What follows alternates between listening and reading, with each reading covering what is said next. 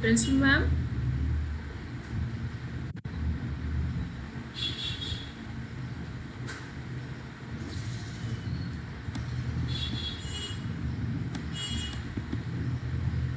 मुझे पता नहीं है कि नेटवर्क इशू मेरे तरफ से है या फिर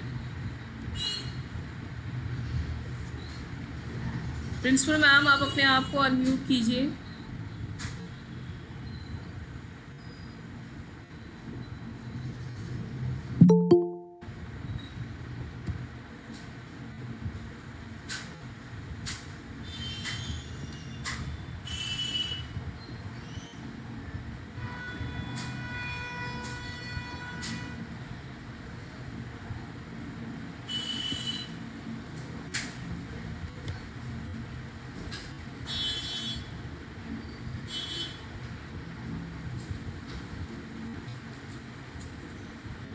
प्रिंसिपल मैम,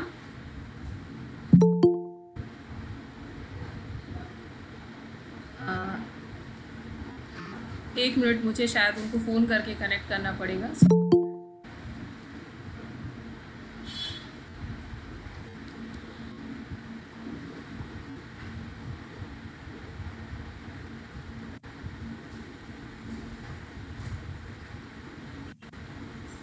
अब ऑन हो गया। हेलो, अब आप लेकिन हम वापस तो नहीं चले गए।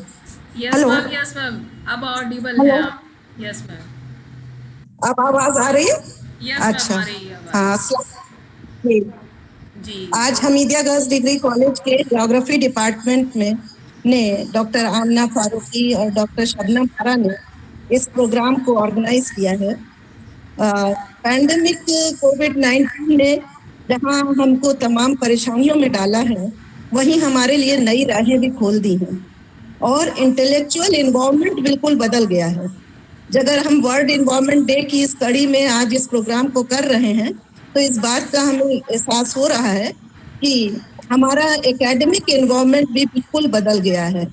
पहले कभी हम बड़ी मुश्किलों से सेमिनार ऑर्गेनाइज करा पाते थे, अब इस वेबिनार के जरिए हमारे तमाम इंटेलेक्चुअल्स हमसे जुड़ रहे हैं।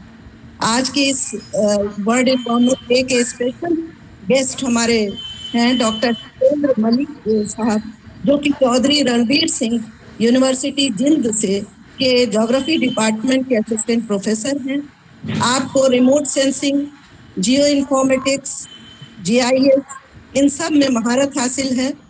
और बड़ी अच्छी बात यह है कि आज के बहुत ही बर्निंग इशू पर आप हमारे बच्चों को और हम लोगों को तमाम नई जानकारियों से रूबरू कराएंगे।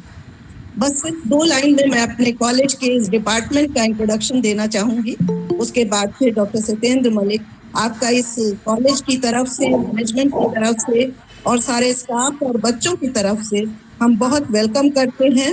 Hartley welcome from Hamidia girls degree college to you. हमारे इस हमारा college Hamidia girls degree college 1975 ईस्वी में अंतर्राष्ट्रीय महिला जो वर्ष था, उसमें यहाँ पर इलाहाबाद यूनिवर्सिटी ने की गर्ल्स कॉलेज खुले थे, उसमें ये कॉलेज भी खोला गया। और बड़ी खुशी की बात है कि ज्योग्राफी डिपार्टमेंट 1975 में ही शुरू हुआ। डॉक्टर जुबैदा फारूकी इसकी फाउंडर टीचर थी, जो कि बहुत उन्होंने इस डिपार्टमेंट को बढ़ाने की कोशिश की। बहुत कोशिश थी कि डिपार्टमेंट आगे बढ़ता चला जाए। 1988 में इसमें एक और पोस्ट का क्रिएशन हुआ, डॉक्टर आमना फारूकी, जो इस वक्त एसोसिएट प्रोफेसर और हेड ऑफ द डिपार्टमेंट। वो बराबर कोशिश कर रही हैं इस डिपार्टमेंट की एक्टिविटीज को आगे बढ़ाने की।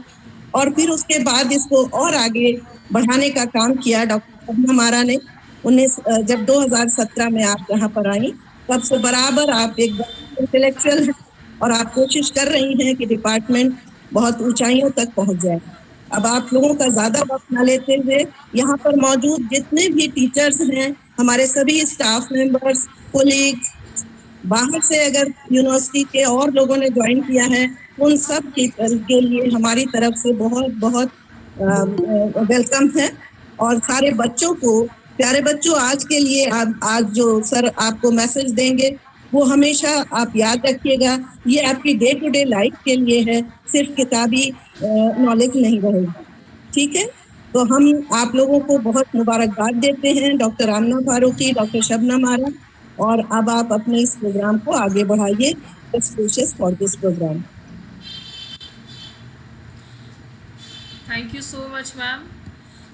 इसको कर लें, अब म्यूट कर। Now I would like to request my Department of Geography convener Dr. Amna Faruqi, जो आपको हमारे स्पीकर के बारे में थोड़ा ब्रीफली डिटेल्स आपको बताएं, ताकि जो हमारे स्टूडेंट्स हैं वो आपके अचीवमेंट्स के बारे में जान सके। तो मैं डॉक्टर आमना फारूकी से रिक्वेस्ट करूँगी कि काइंडली वो हमारे रिसोर्स पर्सन्स के बारे में बच्चों को थोड़ा जो डिटेल है उनका बायोडेटा बताएं। Doctor Amna Farooqui ma'am.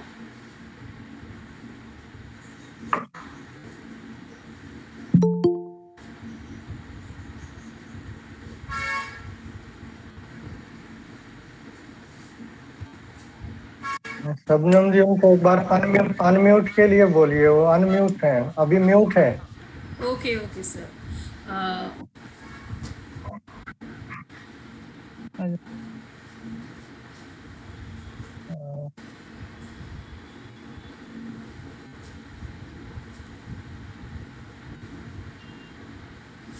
Hello जी मैम सुन पा रही हैं आप?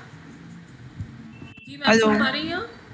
हाँ, सुनाई दे रहा है? जी जी जी सुनाई दे रहा है, बोलिए आप। अच्छा, आज के वेबिनार में सभी प्रतिभागियों का स्वागत है।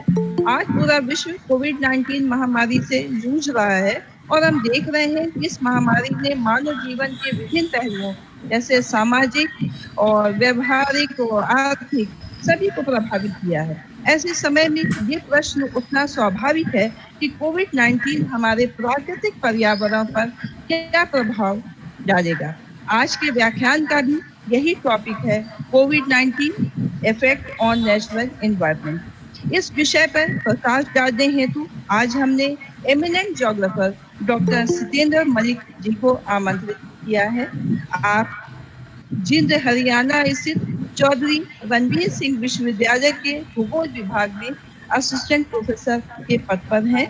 आपने एमएससी, पीएचडी और आईआईआरएस देहरादून से रिमोट सेंसिंग और जीआईएस में पीजी डिप्लोमा किया है। डॉक्टर मलिक अपने विश्वविद्यालय के बहुत ही एक्टिव मेंबर हैं। आपने 2016 से 2019 तक डिपार्टमेंट के एचओडी की जिम्मेदारी निभाई है और वर्तमान समय में भी कई इम्पोर्टेंट पोस्ट को आप संभाल रहे हैं। आप अपने विश्वविद्यालय में सोशल मीडिया के इंचार्ज हैं और directorate of youth and cultural affair के डायरेक्टर भी हैं। महान प्रतिभाशाली होने के कारण आपको अनेक ट्रेनिंग प्रोग्राम्स और विभिन्न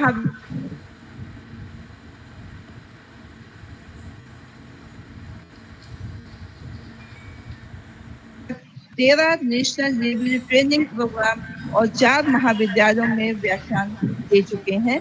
आपने डिस्ट्रिक्ट लेवल पर 5 दिवसीय वर्कशॉप का भी आयोजन किया है। डॉक्टर साहब की उपलब्धियां तो बहुत ज्यादा हैं और कम समय में उन सबको यहाँ पर रखना मुश्किल है, इसलिए डॉक्टर साहब से मैं क्षमा चाहती हूँ। मैंने उनको काफी संक्षेप में यहाँ पे व्यक्त किया है और अब हम सभी डॉक्टर साहब के विचारों को सुनने के लिए बहुत ही उत्सुक हैं और इसलिए जो है समय ना वेस्ट करते हुए हम चाहते हैं कि डॉक्टर साहब कनेक्टिविटी नहीं हो पा रही है। शुक्रिया। क्या बात है भाई, कनेक्टिविटी कैसे होगी? Hello participant kindly mute yourself. मेरी रिक्वेस्ट है सभी पार्टिसिपेंट से कि अपने आप को म्यूट करके रखें। Thank you so much ma'am कुछ टेक्निकल फॉल्ट है। Thank you.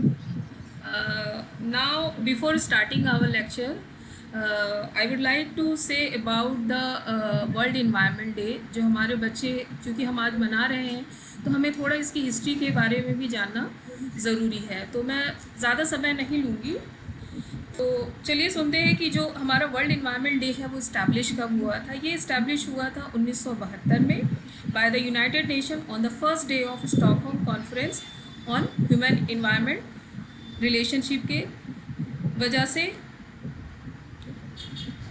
और उसका परिणाम ये हुआ जो इस डिस्कशन में रिजल्ट आया कि जो इंटीग्रेशन है ह्यूमन इंटरेक्शन का इन्वायरमेंट के साथ, उसके संबंध में ये परिणाम निकल कर आया। तो ये 1972 में इस्टेब्लिश हुआ, लेकिन 1974 यानी 2 साल के बाद ये आपका जो है वर्ल्ड इन्वायरमेंट डे मनाया जाना शुरू हुआ। और उस समय जो इस वर्ल्ड इन्वायरमेंट डे का थीम रखा हेलो गया। Everyone. Yes ma'am, ma'am you are audible. आप अपने आप को म्यूट कर लीजिए, आपकी आवाज़ आ रही है। हाँ, तो मैं ये कह रही थी कि जो हमारा फर्स्ट इन्वायरमेंट डे 1974 में हुआ था, तो उस वक्त जो इसका थीम रखा गया था वो ओनली वन अर्थ था। उसके बाद से ये हर साल मनाया जाता है और हर वर्ष इसका थीम जो है वो अलग अलग रखा जाता है। 1920 में कोलंबिया इसको होस्ट कर रहा है और उसका थीम रखा गया है time for nature.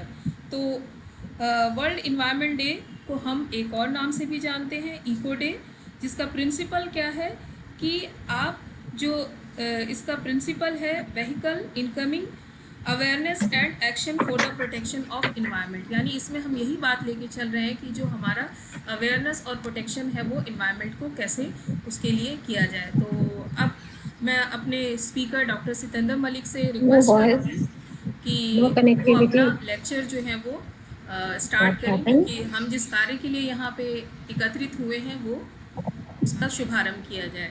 Doctor Sitender Malik, I would like to request you please start your presentation. Okay. Thank you, Sabnam.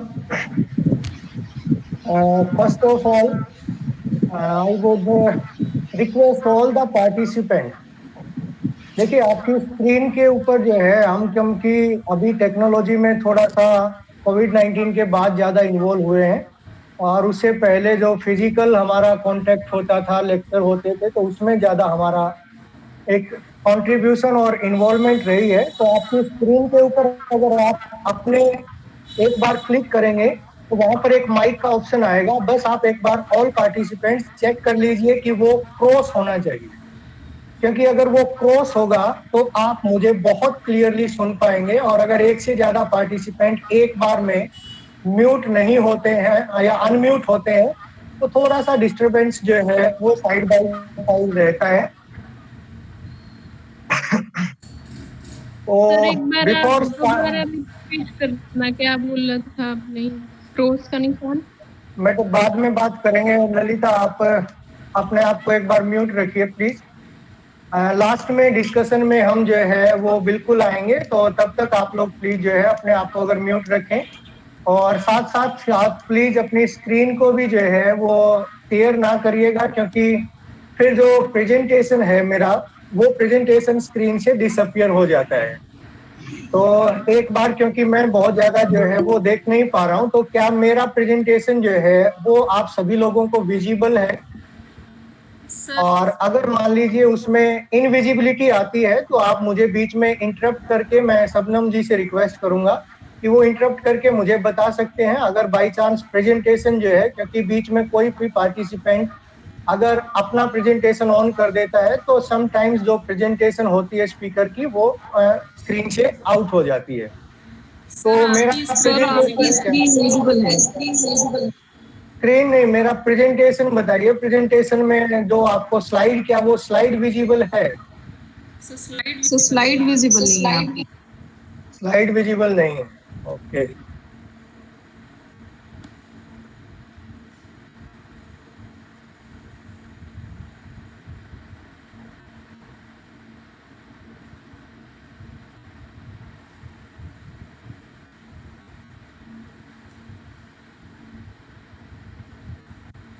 I think अभी विजिबल है slide. Sir, Is it fine? Slide is visible. yes sir. The title written here is Yes, Corona sir. Pandemic. Okay.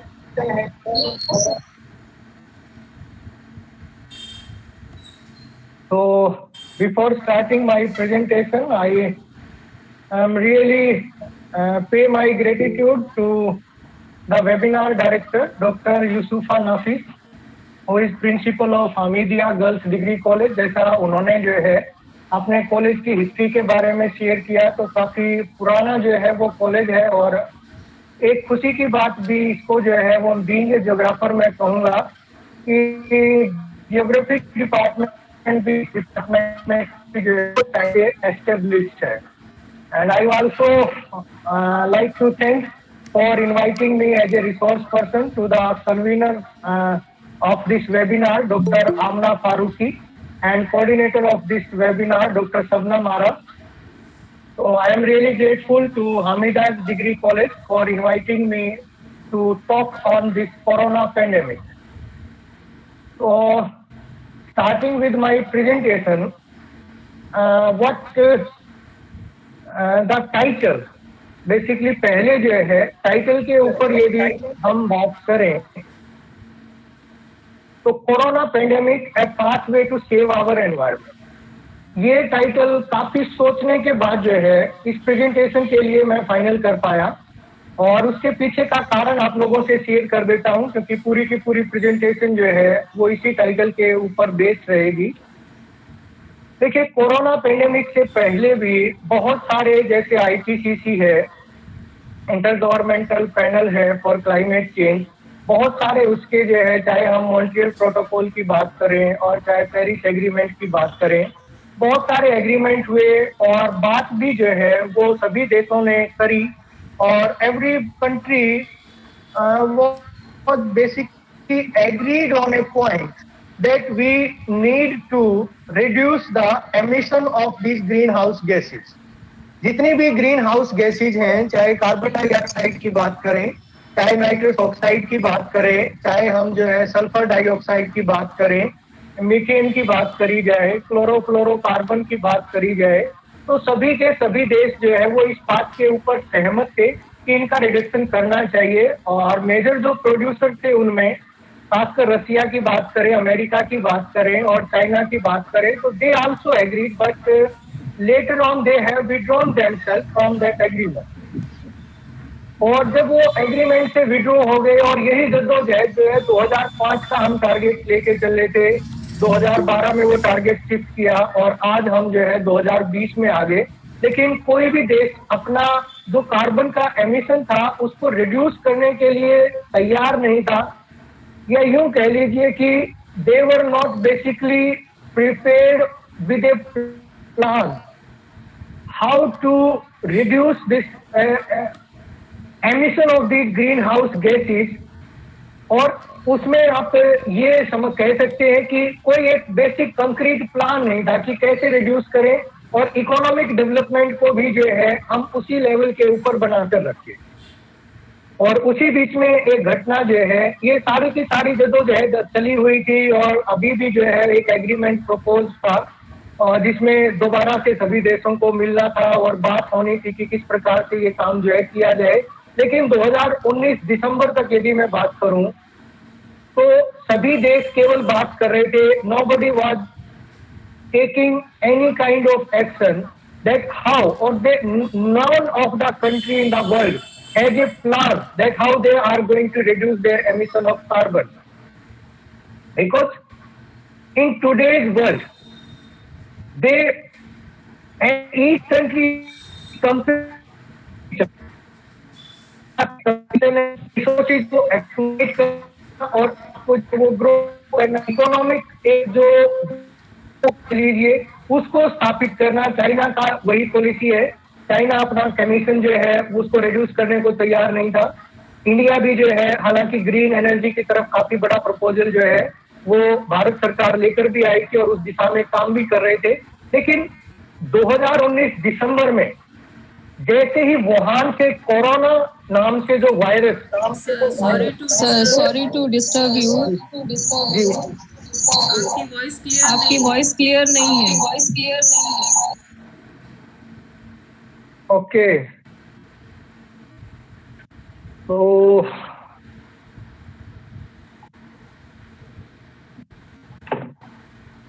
just give me a minute. I will try to, might be there's some problem of internet connectivity or some other body might है। दोबारा मेरा participant से फिर से request रहेगी कि आप अपने आप को प्लीज जो है वो म्यूट रखिएगा, क्योंकि आप और बीच में अगर अनम्यूट होंगे और स्क्रीन को प्रेजेंट करेंगे तो उसकी वजह से थोड़ा सा डिस्टरबेंस जो है वो कई बार आ जाता है। सर अब आपकी आवाज क्लियर है। ओके शबनम जी, आपने कोई 2 डिवाइस में लॉगिन किया हुआ है क्या? Yes sir. मतलब साथ साथ आपके कोई और डिवाइस भी ऑन है? हैं जी? Sir hello. कर दिया जी, ठीक है सर। हाँ जी, क्योंकि आपके यहाँ से इको काफी जो है ना वो सुनाई दे रही है, तो इको जनरली तभी डेवलप होता है जब हम एक साथ 2 डिवाइस से लॉगिन होते हैं। जी जी जी। तो presentation is visible? Yes sir, पर स्लाइड मूव नहीं हो रही है। Yes sir. मेरा प्रेजेंटेशन स्क्रीन पे ओके। तो do I need to repeat all the things और from where I have to start? क्योंकि आवाज का डिस्टर्बेंस कहाँ पे आया मैं नहीं उसको लोकेट कर पाऊंगा। ओके सर, रिपीट कर लीजिए। Okay, so again starting with the starting, those who have listened me clearly, it's a repetition for them, and those who are not able to listen it clearly, it's a new thing for them.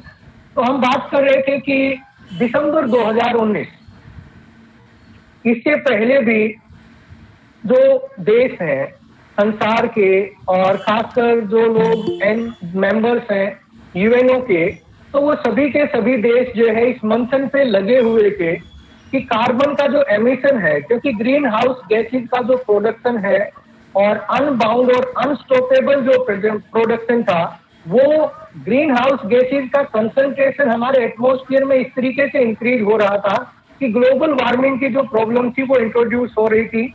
And everybody was concerned that how we are going to reduce this emission of carbon without affecting the economic development. क्योंकि देखिए maximum जो production आता है वो 2 जगह से आता है। पहला जो प्रोडक्शन आता है वो इंडस्ट्री से आता है और दूसरा आता है हमारा जो ट्रांसपोर्टेशन है। और दोनों की गति को यदि मंद कर दिया जाए तो उस देश की जो इकोनॉमिक डेवलपमेंट है वो ऑटोमेटिकली जो है स्लो डाउन हो जाती है। और उसको स्लो डाउन करने के बाद अल्टरनेट सोर्स हम क्या लेकर आए, इसके बारे में कोई भी एक कंक्रीट जो प्लान है वो किसी देश के पास नहीं था। और मॉन्ट्रियल प्रोटोकॉल हुआ, उसके बाद क्योटो प्रोटोकॉल हुआ और फिर पेरिस एग्रीमेंट हुआ, और हमारा कहाँ पर जो है वो एम था 2005 में और 2012 का, और आज हम 2020 में आ गए, लेकिन किसी भी देश का जो कार्बन का एमिशन था वो कम नहीं हुआ। और कोई भी देश एक क्लियर कट प्लान के साथ जो है वो नहीं आ पाया कि किस प्रकार से वो इसको रिड्यूस करेंगे, बिकॉज हम थोड़ा सा लीनियंट थे कि कोई बात नहीं, देखते हैं। और इसी सिलसिले में इस प्रेजेंटेशन का जो टाइटल यहाँ पर जो है वो रखा, कोरोना पेंडेमिक, एक महामारी जो है ये फैली, but it has showed us a pathway to save our environment. वो देश जो किसी प्लान के ऊपर काम नहीं कर पा रहे थे, कोई भी देश जो है वो तैयार नहीं था कार्बन एमिशन को कैसे कम किया जाए और इकोनॉमिक डेवलपमेंट को स्टैग्नेंट किया जाए।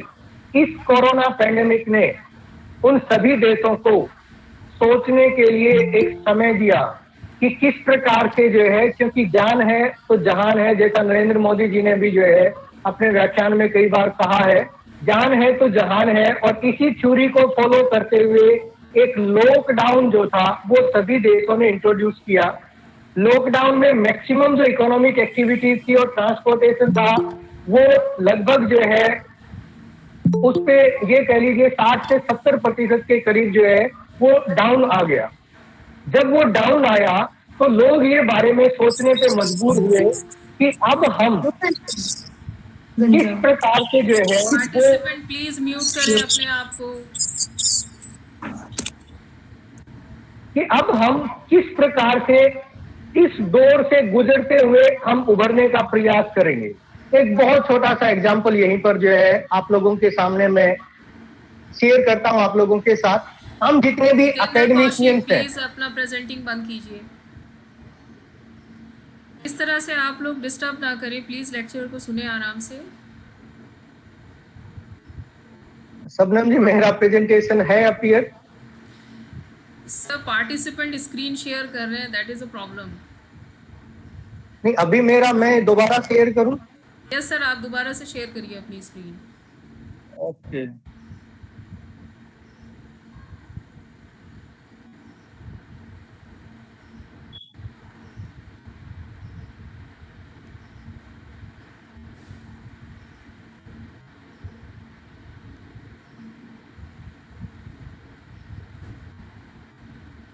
यस सर, अब विजिबल है आपकी स्लाइड। ओके। तो यही एग्जाम्पल जो है वो आप लोगों के साथ में शेयर कर रहा था। हम जितने भी एकेडमिशियंस और हम स्टूडेंट थे, मोबाइल फोन। सर आपकी स्लाइड जो है वो फर्स्ट स्लाइड शो हो रही है, जो बाद की स्लाइड्स नहीं आ रही हैं। मैम फर्स्ट स्लाइड पे ही है अभी हम। Okay sir, okay. अभी आगे नहीं बढ़े। Okay sir, thank you. जी। तो देखिए जितने भी हम एकेडमिशियंस थे, मोबाइल फोन का, और स्टूडेंट थे, हम मोबाइल फोन का यूज क्या करते थे? व्हाट्सएप चेक कर लिया, किसी से चेकिंग कर ली, कहीं घूमने गए, फेसबुक के ऊपर अपना स्टेटस जो है वो अपलोड कर दिया। यही आज तक जो है वो हमारा मोबाइल का यूज था। लेकिन ये कोरोना पैंडेमिक आया, मार्च में इंडिया में लॉकडाउन हुआ। लॉकडाउन होने के बाद एक ऐसे समय पे लॉकडाउन जब मैक्सिमम यूनिवर्सिटी अपने सेमेस्टर के टीचिंग के पीक के ऊपर थी, सबसे बड़ी समस्या आई कि सिलेबस को कैसे कंप्लीट किया जाए। अब कंप्लीट करने का मतलब कि हम बगैर यूनिवर्सिटी में, बगैर कॉलेजेस में स्टूडेंट्स को बुलाए, हम उन तक कैसे पहुंचे। And then we have start exploring the things. हमने ढूंढने शुरू किए रास्ते, और मेरे हिसाब से यदि उसमें हमें जिसके बारे में हमारे माँ बाप और सारे जो है यही कहते थे कि व्हाट्सएप खराब चीज है, हमने सबसे पहले उसका प्रयोग किया। व्हाट्सएप के ऊपर स्टूडेंट्स के ग्रुप बनाए। ग्रुप बनाने के बाद हमने जो है इंफॉर्मेशन को शेयर करना शुरू किया। वो सफिशिएंट और एफिशिएंट नहीं था, क्योंकि इंडिया में बहुत सारी पॉपुलेशन आज भी ऐसी है जो स्मार्टफोन से जुड़ी हुई नहीं है। फिर क्या किया जाए, तो बहुत सारे दूसरे मेथड, आज हम गूगल मीट पे एक दूसरे से मिल पा रहे हैं। और देखिए, मैं तो आप एक चीज बीच में और भी शेयर कर लूं, शबनम जी से बहुत पहले भी मेरी बात हुई थी, और तब भी इन्होंने जो है वो कहा था कि सर एक दिन हम जो है वो आपका कोई एक लेक्चर जो है वो रखना चाहते हैं, और हम चाहते हैं कि आप बच्चों से बात करें। लेकिन उस नॉन कोरोना पीरियड में that was not possible due to some reason, और मे बी एनी रीजन। लेकिन आज देखिए, इस कोरोना पैंडेमिक का, I have told you, a pathway to save our environment. आज इस कोरोना पैंडेमिक की बदौलत हम आज एक दूसरे से जुड़े हुए हैं, हम एक दूसरे के साथ अपने विचार शेयर कर रहे हैं, एक दूसरे से बात कर रहे हैं। बहुत सारे साथियों ने फेसबुक के ऊपर लाइव आना शुरू किया, टीचर्स ने वहां पर शेयर करना शुरू किया। जो यूट्यूब था, उस यूट्यूब के ऊपर चैनल क्रिएट हुए, लोगों ने अपने स्टूडेंट से कनेक्ट करने के लिए, ताकि वहां पर वीडियो एक बार अपलोड हो जाए तो बच्चे को जब भी टाइम मिले, जिसका भी फोन मिले, जैसे भी मिले, वो उन लेक्चर्स को सुन सके।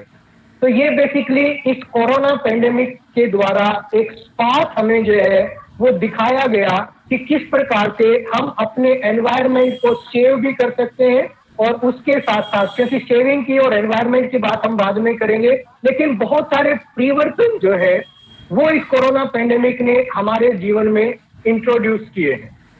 और जैसा कि मैडम ने आप लोगों के साथ शेयर किया था कि आज का जो हमारा विषय रहेगा वो एनवायरनमेंट डे के उपलक्ष्य में ये लेक्चर जो है वो ऑर्गेनाइज किया गया है।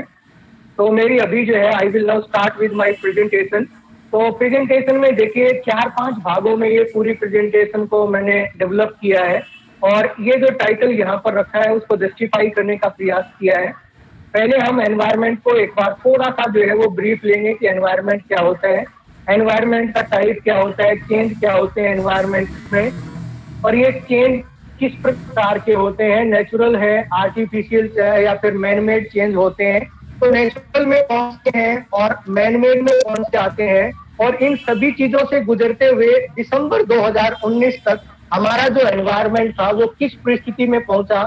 और जब ये पहले कोरोना का पेंडेमिक और ये जो लॉकडाउन तो वुहान से शुरू हुआ दिसंबर के आसपास, और धीरे धीरे जो है इटली से स्पेन, स्पेन से इंग्लैंड, इंग्लैंड से यूएसए, यूएसए से इंडिया, और बाकी पूरी दुनिया में धीरे धीरे ये जो लॉकडाउन फैला उसका हमारे एनवायरनमेंट पे क्या चेंज जो है वो हमें देखने को मिला। तो और क्या सही मायने में ये जो एक रास्ता हम देख पाए हैं यह सही भी है कि नहीं है, तो इस प्रकार से ये पूरी की पूरी जो है वो प्रेजेंटेशन रहेगी। तो starting with the first slide, ये बहुत, क्योंकि ज्योग्राफी के मैक्सिमम जो है वो स्टूडेंट और टीचर यहाँ पर कनेक्टेड हैं, तो बहुत ज्यादा मैं इसके बारे में जो है डिटेल में नहीं जाऊंगा। तो एनवायरनमेंट देखिए, हम सामान्य तौर पर बात करते हैं कि एनवायरनमेंट क्या है। बहुत साधारण शब्दों में कहते हैं कि इट इज द सराउंडिंग। आप अभी जहां पर बैठे हुए हैं, आपके इर्द गिर्द जिस भी प्रकार की चीजें हैं वो आपके एनवायरनमेंट को कॉन्स्टिट्यूट करती है। यानी हम जिन चीजों से घिरे हुए होते हैं, ये क्या हो सकती है, एक सरकमस्टांसेस हो सकती हैं, ऑब्जेक्ट हो सकते हैं। ऑब्जेक्ट में बात करें, आपके चारों तरफ जो है वो पेड़ हैं, एक जगह आप बैठे हैं, और एक जगह आप खेतों में बैठे हैं, आप फसलों के बीच में हैं, एक जगह आप पहाड़ों में गए हुए हैं, चारों तरफ ऊंची ऊंची चोटियां दिखाई दे रही हैं। तो दीज आर द ऑब्जेक्ट्स, और उन ऑब्जेक्ट से और उन सरकमस्टांसेस से मिलके जो एक सराउंडिंग डेवलप होती है, जिसमें एक इंसान, कोई भी जानवर या कोई भी पेड़ पौधे रहते हैं, पनपते हैं, उसको हम बेसिकली एनवायरनमेंट कहते हैं। और ये जो ऑब्जेक्ट हैं, सरकमस्टांसेस हैं, ये बायोटिक हो सकती हैं, अबायोटिक हो सकती है। बायोटिक में बात करें तो हम और आप हैं, हमारे पालतू जीव जंतु हैं, इसके अलावा हमारा वाइल्ड लाइफ है, हमारे पे जो है वो पेड़ पौधे हैं। फ्लोरा फौना की बात करें, बायोटिक एलिमेंट्स हैं जिनसे दो चारों तरफ से हमारे जो है वो प्रेजेंट रहते हैं। ए बायोटिक में बात करें, कहीं पे भी आप बैठे हो, you are always surrounded by envelope of gases which we call air in particular and atmosphere in general। तो वो आपका एबायोटिक एनवायरनमेंट जो है होता है, और यही सारी चीजें मिलकर जो है बहुत सारी आपके उस सराउंडिंग का डेवलपमेंट करती हैं। जिस सराउंडिंग में आप एग्जिस्ट करते हैं, ये फिजिकल हो सकती हैं जिनको आप देख सकते हैं, छू सकते हैं, केमिकल कंपोजिशन हो सकता है। आप जो है जिस हवा की हम बात कर रहे थे उसमें बहुत सारी तरह की जो है गैसेज है। एक बस में है, गर्मी का महीना है, खिड़कियां बंद है, और आप पाते हैं कि एकदम से आप जो है सफोकेट फील करते हैं। तो वहां का वो एनवायरनमेंट का वो केमिकल कंपाउंड है, आप बाहर निकलते हैं एकदम से फ्रेश महसूस करते हैं। So that is basically the chemical compound of your environment. और इसके अलावा भी बहुत सारी जो है फोर्सेज हैं। और हमारा एनवायरनमेंट बेसिकली एटमॉस्फेयर हमने बात करी, एक गैसों का आवरण जो हमें चारों तरफ से घेर के रखता है। लिथोस्फीयर वो मिट्टी जिसके ऊपर हम निवास करते हैं, अर्थ क्रस्ट, अर्थ सरफेस इसको कहते हैं। हाइड्रोस्फीयर पानी का वो भाग, पानी चाहे आपका गैसियस रूप में, वाटर वेपर्स के रूप में है, चाहे वो लिक्विड स्टेट में है, और चाहे बर्फ के रूप में जमा हुआ है। और बायोस्फीयर जितना भी जीव जंतु आपके चारों तरफ प्रेजेंट है। तो इन चारों के इंटरेक्ट करने से, इनके इंटरेक्शन से जिस एक सराउंडिंग की डेवलपमेंट होती है, उस सराउंडिंग को हम एनवायरनमेंट का नाम देते हैं। और ये एनवायरनमेंट जनरली दो तरह का होता है, नेचुरल जिसको प्रकृति ने निर्मित किया है, और ये प्रकृति के द्वारा निर्मित है लेकिन मानव के द्वारा इसमें बदलाव किया जाता है। एक एरिया था जहां पर बहुत सारा जंगल था, धीरे धीरे एक आदमी आया, उसने पेड़ काटे, अपना घर बना लिया, उसका परिवार फैलना शुरू हुआ, और पूरा का पूरा एरिया जो है, जो पहले प्राकृतिक जंगल था, अब वो मानवकृत जंगल के रूप में परिवर्तित हो गया है। तो नेचुरल जो हमारा एनवायरनमेंट है, हमारी हवा जो है वो शुद्ध थी। प्रकृति ने हमें 78% नाइट्रोजन दिया, 21% ऑक्सीजन दिया, लेकिन कार्बन डाइऑक्साइड उसमें प्रकृति ने दिया 0.003%, और आज हमने उसको बढ़ा के 0.004% कर दिया है। तो this natural environment made by nature but modified by human being. और जब इसका मॉडिफिकेशन मानव के द्वारा कर दिया जाता है तो it becomes a social environment. Social environment जो आपके बिलीफ है, आपका जो कल्चर है, आप लोगों की जो सोच है, जो आपका दृष्टिकोण है आपके सराउंडिंग के प्रति, वो एक सोशल एनवायरनमेंट को बेसिकली जो है वो डेवलप करता है और मानव के द्वारा निर्माण होता है और सबसे ज्यादा परिवर्तनशील होता है। देखिए, आप पाएंगे आपका जो सोशल एनवायरनमेंट था वो बहुत सुखद था और अचानक से कोई एक ऐसी घटना घटी कि चारों तरफ एक तनाव का माहौल पैदा हो जाता है। लेकिन नेचुरल एनवायरनमेंट इतना तेजी से नहीं बदलता है, सोशल एनवायरनमेंट बहुत तेजी से जो है वो चेंज होता है। लेकिन आज के इस लेक्चर में देखिए सोशल पे बहुत ज्यादा बात नहीं करेंगे, हम बात करेंगे नेचुरल एनवायरनमेंट के ऊपर। और एनवायरनमेंट का चेंज बेसिकली क्या है, डायनेमिक है ये अपनी प्रकृति में एनवायरनमेंट जो हमारा है। और उसी प्रकार से यदि बात करी जाए तो कुछ भी अगर इस एनवायरनमेंट में, देखिए प्रकृति ने आज से 460 करोड़ साल पहले जब पृथ्वी का निर्माण हुआ, उसके 60 करोड़ साल बाद जब जो है वो जीवन पूरा यहाँ पर पनपना शुरू हुआ, 400 करोड़ साल पहले महासागरों का निर्माण हो गया और धीरे धीरे आज से केवल 2 लाख साल पहले तक हम जाए जब पहली बार होमो सेपियंस के रूप में मानव प्रजाति इस पृथ्वी के ऊपर आना शुरू हुई। और उसमें भी जो है बहुत लंबा समय भी अगर हम दे दें तो हम 1700 सेंचुरी तक की यदि बात करें तो हमारा एनवायरनमेंट बेसिकली नेचुरली चेंज होता था। It was only changed by the natural ecological process. लेकिन 1750 के बाद जब इंडस्ट्रियल रेवोल्यूशन स्टार्ट होता है, हालांकि शुरुआत इसकी जो है बहुत पहले से होती है लेकिन बड़े मेजर लेवल पे स्टार्ट होता है 1800 ईस्वी में। फिर जो यूरोपियन कंट्रीज थे वो बाहर निकलना शुरू करते हैं और रिसोर्सेज की खोज में वहां पर दोहन करते हैं, अपने यहाँ प्रोड्यूस करते हैं। और उसके बाद जो एक इंडस्ट्रियल डेवलपमेंट का जो बहुत बड़ा फेज चला, उसका ह्यूमन का जो इन्फ्लुएंस था, उसने बेसिकली वो जो नेचुरल कंपोजिशन था एनवायरनमेंट का उसको डिस्टर्ब किया। और यही डिस्टर्बेंस हमारा जो है वो एनवायरमेंटल चेंज कहलाता है। 2 फैक्टर है, natural causes, human induced causes. Natural factor में देखिए यदि बात करें, सनस्पॉट का साइकिल होता है। ज्योग्राफी के स्टूडेंट इस चीज को भली भांति समझते हैं कि सूर्य की सतह के ऊपर हमें जो है कुछ ब्लैक स्पॉट्स अपीयर होते हैं, जैसा ये स्क्रीन के ऊपर जो है आप देख पा रहे हैं।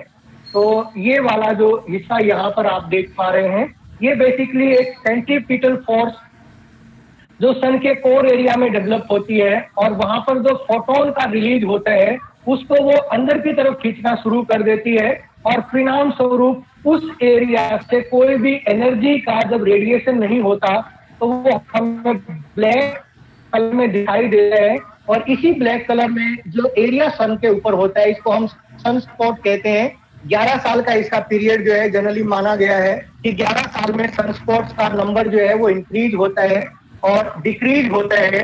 और इसमें जो इंक्रीज और डिक्रीज आता है उसका एक अगर हम ग्राफिकल प्लॉट देखें तो यहाँ पर देखिए, अगर आप देखेंगे 1650 और 1700 के बीच की जो समय था, ये सनस्पॉट्स का साइकिल या इनका नंबर जैसे ही रिड्यूस हुआ तो हमारे यहाँ पर एक लिटिल आइस एज जो है जी।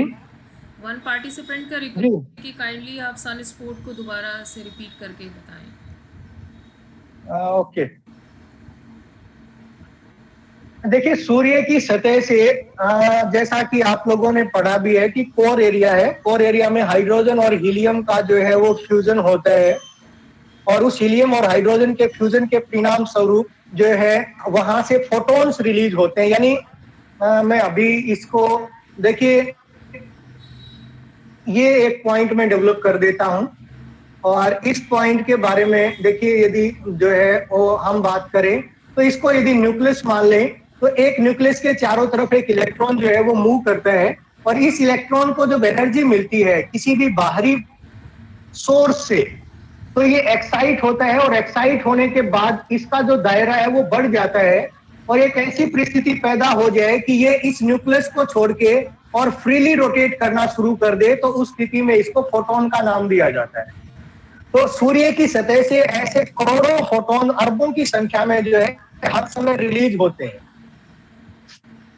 लेकिन एक किसी भी कारण से वहां पर जो सन का ग्रेविटेशनल फोर्स अगर किसी एरिया में एक्टिवेट हो जाए, क्यों होता है उसके बारे में जानकारी अभी तक नहीं जुटा पाए हैं वैज्ञानिक, लेकिन डेवलप हो जाता है तो उस स्थिति में क्या होता है, ग्रेविटी, आप किसी भी चीज को ऊपर उछालते हैं पृथ्वी पे वो वापस नीचे आकर गिरती है ग्रेविटेशनल फोर्स है, सूर्य की सतह से ये फोटोन कंटिन्यूअस रिलीज हो रहे हैं और वापिस जो है अगर ग्रेविटी वहां डेवलप हो जाती है तो वो उसको अट्रैक्ट करती है और बेसिकली ये एक इलेक्ट्रोमैग्नेटिक जो रेडिएशन है उसको ये सेंट्रीपिटल यानी केंद्र की तरफ आकर्षित करता है। और एक एरिया से देखिए एनर्जी रिलीज हो रही थी, वहां से जो एनर्जी रिलीज हुई वो रिलीज एनर्जी उस एरिया में इस ग्रेविटेशनल पुल के कारण जो है आगे नहीं बढ़ पाई, तो वहां पर एक ब्लैक स्पॉट अपीयर हो जाता है।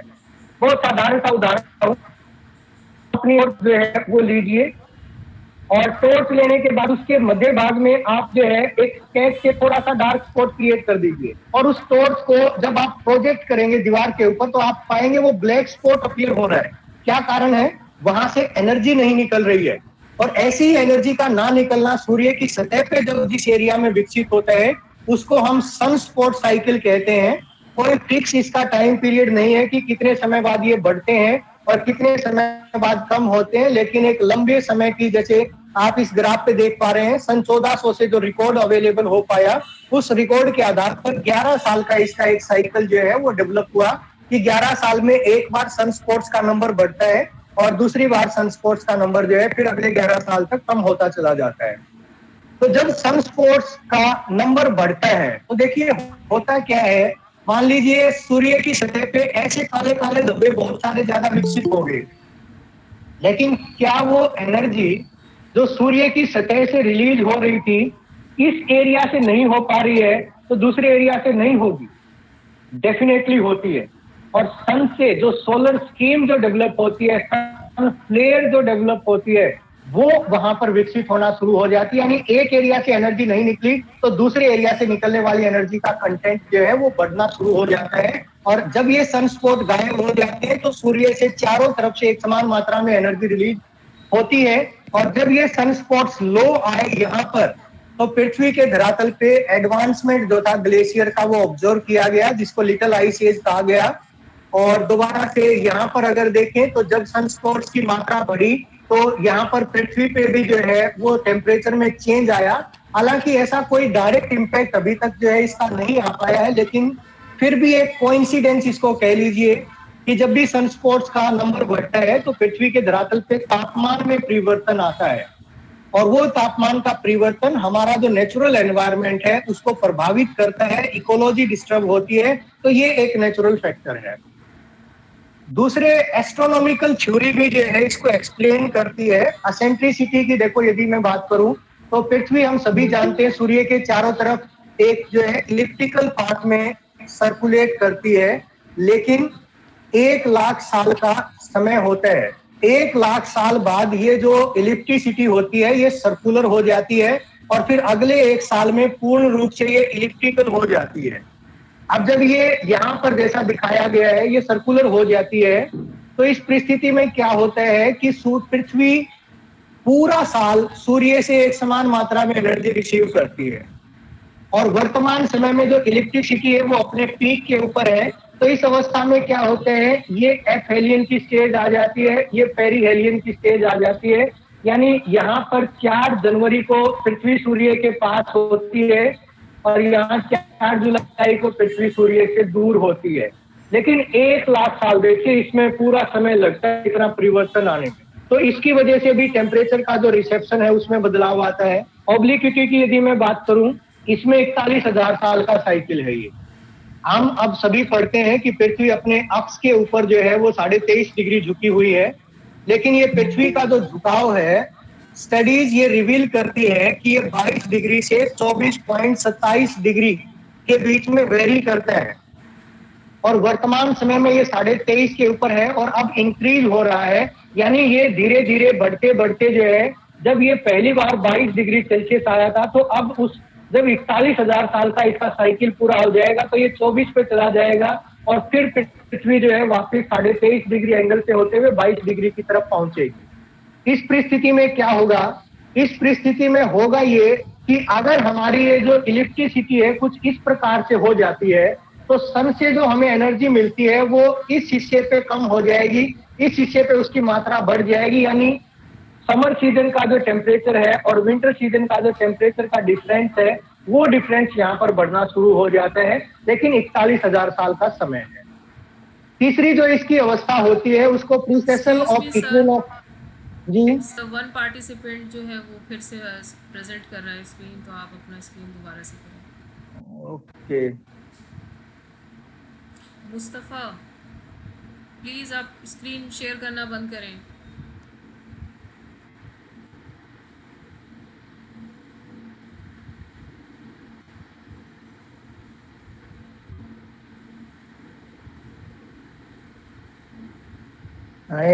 विजिबल है? Yes sir, it's fine. आप मुझे टाइम बताइए तो प्लीज, आपके मेरे पास कितना है, क्योंकि मैं फिर लेक्चर उसी हिसाब से, क्योंकि मेन फोकस हमारा जो है वो कोरोना पेंडेमिक के इफेक्ट पे है। सर इट्स 12:24, तो आप 40 मिनट्स में आप इसको सम अप कर दीजिएगा। ठीक है जी। तो देखिए, तीसरा इसके केस में जो एस्ट्रोनॉमिकल थ्योरी कहती है वो प्रिसेशन ऑफ इक्विनॉक्स है। इक्विनॉक्स में देखिए, आप अभी समझ रहे हैं, जैसे हमने पहले बात करी थी कि 4 जनवरी को पृथ्वी सूर्य के पास होती है, 4 जुलाई को पृथ्वी सूर्य से दूर होती है, तो 10,000 साल का, यहाँ 23,000 साल का साइकिल है इसमें। और इस 23,000 साल की साइकिल की अवधि में क्या होते हैं, ये इक्विनॉक्स चेंज हो जाते हैं। यानी 4 जुलाई को पृथ्वी सूर्य के पास जाते होते हैं और 4 जनवरी को पृथ्वी सूर्य से दूर होती है। समय ज्यादा हो जाए, सर गर्म वॉइस हो आपकी ब्रेक हो रही है। जाए। हाँ जी, वॉइस ब्रेक हो रही है वॉइस आपकी। ओके, अभी क्लियर है is it fine now? Yes, it's fine. Okay, okay, okay. So moving to next, atmospheric dust hypothesis भी देखिए, ज्वालामुखी विस्फोट होता है तो बहुत सारी स्थितियों में ज्वालामुखी विस्फोट से बहुत ज्यादा मात्रा में जो है वो वोल्केनिक डस्ट निकलती है। और एग्जाम्पल से इसको समझें, 1883 में कारकोटावा जो आइलैंड था जावा सुमात्रा के एरिया में, दोनों के बीच में, तो यहाँ से एक बहुत भयंकर जो है वो ज्वालामुखी विस्फोट हुआ। लगभग 20 क्यूबिक किलोमीटर के करीब मटेरियल जो है वो हवा में फैल गया और लगभग 32 किलोमीटर की ऊंचाई तक ये मटेरियल पहुंचा। 150 किलोमीटर का इसका डायामीटर था जो मटेरियल फैला। तो उसमें हुआ क्या कि ये जो एक एरिया डेवलप हुआ, इस प्रकार से इसको समझे, यहाँ पर कारकोटावा है, तो इस पूरे एरिया में लगभग 1 हफ्ते तक जो है ये मटेरियल ने आसमान को ढके रखा। परिणाम क्या हुआ कि सन का जो सोलर रेडिएशन का जो रिसेप्शन था उस एरिया में, जहां पर ये क्लाउड डस्ट जो है वहां फैला हुआ था, उस एरिया में कम हो गया और परिणाम स्वरूप तापमान में काफी गिरावट जो है उस एरिया में देखी गई। तो देखिए, यहाँ तक यदि हम जो है बात करें तो ये नेचुरल फैक्टर है। और इस नेचुरल फैक्टर में क्या चीज है, इसमें लाखों साल का समय है, हजारों साल का समय है परिवर्तन का। और ये परिवर्तन बहुत धीरे धीरे आता है। बहुत सारे एविडेंस भी हमारे पास है। आप देखिए, हम जो है प्री कैम्ब्रियन ईरा की बात करें तो प्री कैम्ब्रियन ईरा में क्या हुआ था, पृथ्वी पूरी की पूरी गर्म थी, धीरे धीरे ठंडी होना शुरू हुई। और उसके बाद जो है, अगर हम कैम्ब्रियन एज से स्टार्ट करें यहाँ पर, तो कैम्ब्रियन एज में भी पृथ्वी जो है वो थोड़ी सी गर्म थी, लेकिन बाद में धीरे धीरे आगे बढ़ते बढ़ते जो है, कैम्ब्रियन की बात करें, फिर हम ऑर्डोविशियन की बात करें, सिल्यूरियन की बात करें, और कार्बोनिफरस एज में आते आते पृथ्वी का तापमान जो है फिर से कम हुआ। समय अवधि तकरीबन 20 करोड़ साल के आसपास या उससे भी ज्यादा की है। तो फिर उसके बाद जो है, कार्बोनिफरस के बाद दूसरी एज आई और उसमें जो है हम बात करते हैं ट्राइसिक की। ट्राइसिक के बाद जुरासिक आया और फिर क्रेटेशियस फेज जब आई तो वहां पर पृथ्वी का तापमान बहुत ज्यादा इंक्रीज हुआ था। उसके बाद फिर जो है टर्सरी में प्लिस्टोसिन एज जब आई तो फिर से ग्लेशियर एडवांस करे और वर्तमान में जो होलोसिन एज है यहाँ पर भी गर्मी हो रही है। और इन सभी एजेज में देखिए, अगर आप समय का अंतर देखेंगे ना, तो होलोसिन एज हमारी वर्तमान की एज है, 10,000 साल पहले से शुरुआत हुई थी। प्लिस्टोसिन एज आज से 2 लाख साल पहले की एज है। क्रिटेशियस पीरियड की बात करें तो लगभग 14 करोड़ साल पहले का समय है। कार्बोनिफरस एज की बात करें तो आज से 35 करोड़ साल पहले का समय है। तो इतनी लंबी समय अवधि में ये परिवर्तन जो है वो नेचुरल कॉजेज से होते हैं, लेकिन ह्यूमन इंड्यूस्ड कॉजेज 2 लाख साल पहले होमो सैपियन का अपीयर होना, 1700 ईस्वी तक प्राकृतिक पर्यावरण के साथ सामंजस्य स्थापित करते हुए इंसान का रहना, और ये कारण भी हम कह सकते हैं कि जनसंख्या बहुत कम की, और इस कारण आदमी जो है वो प्राकृतिक पर्यावरण को बहुत ज्यादा प्रभावित नहीं कर पा रहा था। 18th सेंचुरी की शुरुआत, इंडस्ट्रियल रेवोल्यूशन का आगाज यूरोप के एरिया में, फिर 19th सेंचुरी में जो है कॉलोनाइजेशन का एक्सपेंशन, और कॉलोनाइजेशन के एक्सपेंशन की बदौलत जो कॉलोनीज थी उनमें भी इंडस्ट्री बनाना, कॉलोनीज का फिर जो है वो आजाद हो जाना, आजादी के बाद उनका फिर इंडस्ट्री एस्टेब्लिश करना, और प्राकृतिक जितने भी रिसोर्सेज थे उन सभी का दोहन। तो it is really a big reason to worry. Human induced changes ये इतने तेज हैं और इतने फास्ट हैं कि जो प्राकृतिक पर्यावरण है जिसको बदलने में प्राकृतिक कारणों के द्वारा हजारों लाखों साल का समय लगता है, उसको ये 100 साल में परिवर्तित करने में सक्षम है। नेचुरल कॉजेज को बहुत सारा समय लगता है और बहुत फास्ट होते हैं हमारे। क्या कॉजेज हैं, क्या प्रभावित हम जो है वो कर पा रहे हैं? Our population is continuously increasing, and due to the increase in population, there is a continuous increase in the demand of food. And to satisfy that increasing demand of food, what we have to do, we have to practice agriculture on more area. So where from we get that area for agriculture? We get it by clearing the forest. We need to construct the houses to accommodate this increasing number of population. So what we do, we try to expand in the area where forest existing. So what we are doing, we are cutting the forest. और ये जो forest का काटना है, ये काटना deforestation कहला रहा है। और इस deforestation से हो क्या रहा है? The biggest consumer of the carbon dioxide gas, the most effective greenhouse gas, the biggest consumer of this carbon dioxide is forest. What we are doing, हम उनकी संख्या को कम कर रहे हैं, और उनकी संख्या का कम हो जाना कार्बन डाइऑक्साइड जो वायुमंडल में है उसके कंजप्शन को कम कर रहा है। दूसरा प्रभाव क्या आ रहा है कि उन फॉरेस्ट से जो ट्रांसपीरेशन होता था, जो पेड़ों की पत्तियों पे जो जल था, वो जल वाष्पीकृत होकर वायुमंडल में जाता था, संघनित होता था, बरसात के रूप में पृथ्वी पे गिरता था। उस वायुमंडल में उन वाटर वेपर्स का एडिशन कम हो गया, कार्बन डाइऑक्साइड का एडिशन बढ़ना शुरू हो गया, कंजप्शन कम हो गया। दूसरा हमने क्या किया कि ये जो फॉरेस्ट एरिया कार्बोनिफरस एज में पृथ्वी पे दब गया था और बाद में कोयले में के रूप में परिवर्तित हुआ, और वो जीव जंतु पेट्रोल के रूप में परिवर्तित हुए, और उनमें जो कार्बन का अंश था वो कोयले के रूप में और इन जीवाश्म ईंधन फॉसिल फ्यूल के रूप में जो स्टोर था, we start burning that to produce the energy. और जब उनको हम जला रहे हैं तो क्या हो रहा है, वो कार्बन जो उसमें कंबाइंड था उसमें स्टोर हो गया था, ऑक्सीजन के साथ मिलता है, कार्बन डाइऑक्साइड गैस के रूप में रिलीज हो जाता है। These are the two things that we have to be worried about. क्यों? फॉरेस्ट काट दिया जो कार्बन डाइऑक्साइड को कंज्यूम कर रहा था, उस फॉरेस्ट में जो कार्बन थी उस कार्बन को जला के वापस वायुमंडल में ऐड कर दिया। परिणाम क्या हुआ, हमारा कार्बन डाइऑक्साइड का जो स्तर है वो बहुत तेजी से बढ़ रहा है। फिर कल्टीवेशन ऑफ पैडी क्रॉप, सबसे ज्यादा खाया जाने वाला अन्न पदार्थ, वहां पर जब पानी खड़ा होता है और वो धान की फसल वहां होती है, तो जब भी बायोमास को पानी की प्रेजेंस में गलना वो शुरू होता है, वहां से मीथेन रिलीज होती है। और मीथेन का जो इफेक्ट है, अगर मैं आपसे शेयर करूं, कार्बन डाइऑक्साइड की तुलना में कई गुना ज्यादा होता है, लेकिन मीथेन का कंसंट्रेशन कम है, इसलिए हम बहुत ज्यादा वरी अभी नहीं कर रहे हैं। लेकिन मीथेन कार्बन डाइऑक्साइड से भी ज्यादा घातक जो है वो गैस है।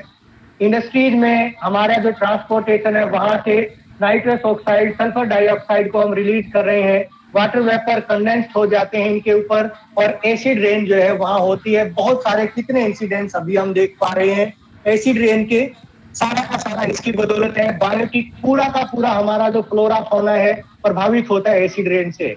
और क्लोरोफ्लोरोकार्बन जिसमें क्लोरीन है, फ्लोरीन है और कार्बन है, ये तीनों का रिलीज होना जो हमारा शील्ड है अर्थ का, ओजोन, उसको डिप्लीट करने का काम कर रहा है। परिणाम क्या हुआ ये सारे कार्य करने का? टेम्परेचर ग्लोबल लेवल पे इंक्रीज होना शुरू हुआ, ग्लेशियर पिघलना शुरू हो गई, सी लेवल का इंक्रीज शुरू हो गया, अंटार्कटिका में और घास जो है वो अपीयर होना शुरू हो गई।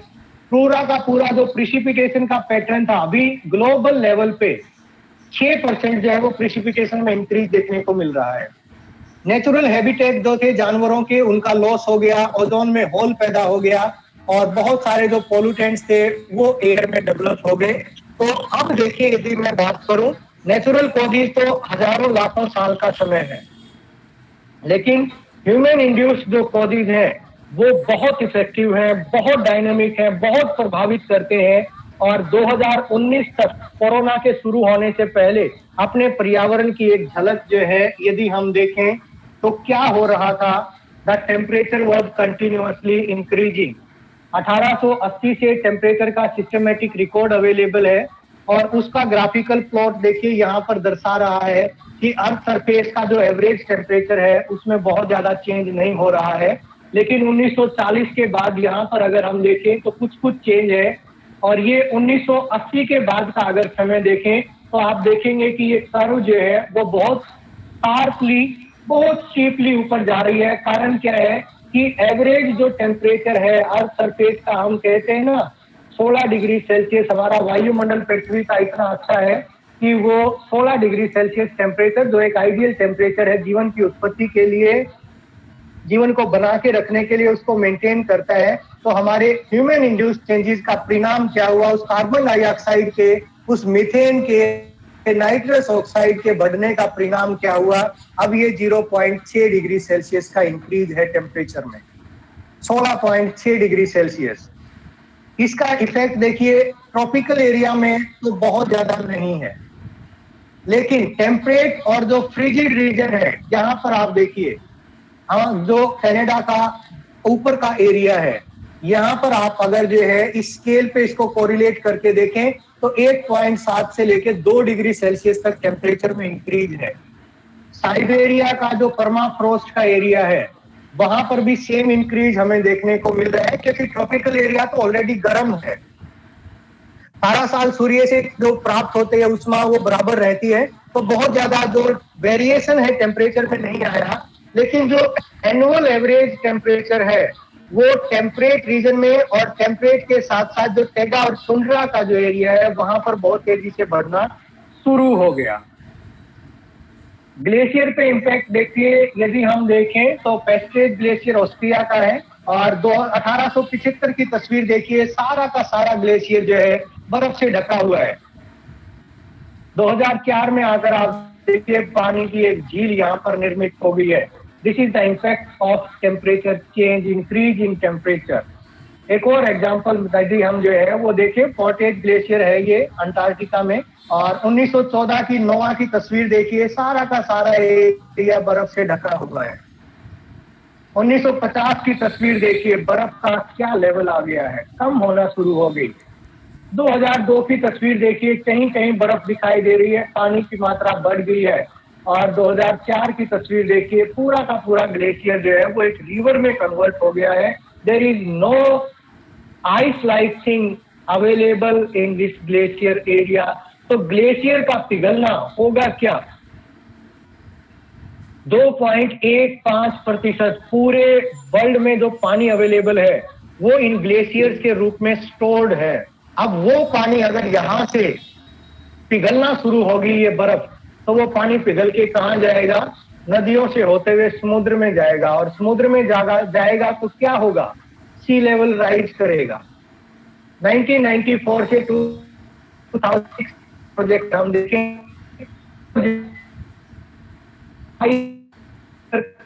लेवल पे मेजर हो रहा है। और ये जो चेंज है देखिए, अगर 4 सेंटीमीटर यहाँ पर जो है मैं बात करूं 4.5 सेंटीमीटर अगर सी लेवल राइज करेगा तो क्या होगा? भारत की बात कर लीजिए, मुंबई चेन्नई, कोलकाता, 3 बड़े महानगर बिल्कुल ओशियन के किनारे के ऊपर स्थित है। अगर ओशियन ने जो है वो लैंड के ऊपर एनक्रोचमेंट शुरू कर दी तो वहां पर बसी हुई आबादी कहाँ जाएगी? डिस्प्लेस हो जाएगी, प्रभावित होगी। बहुत सारी इंडस्ट्रीज हमारी जो है वो इन एरियाज में एस्टेब्लिश्ड है, वो इंडस्ट्रीज बंद हो जाएंगी। इसके अलावा संसार की यदि आप जो है वो बहुत सारे बड़े ऐसे शहर हैं जो समुद्र के किनारे पर स्थित है, और अगर सी लेवल राइज होगा तो वो पूरी की पूरी इकोलॉजी, वहां से जो पॉपुलेशन डिस्प्लेस होगी इंटीरियर एरिया में आएगी। इंटीरियर एरिया में आएगी तो वहां का जो एनवायरनमेंट है उसके ऊपर जो है प्रभाव देखने को मिलेगा। परमाफ्रोस्ट का एरिया देखिए, यदि हम देखें तो परमानेंटली फ्रोजन सोइल होती है।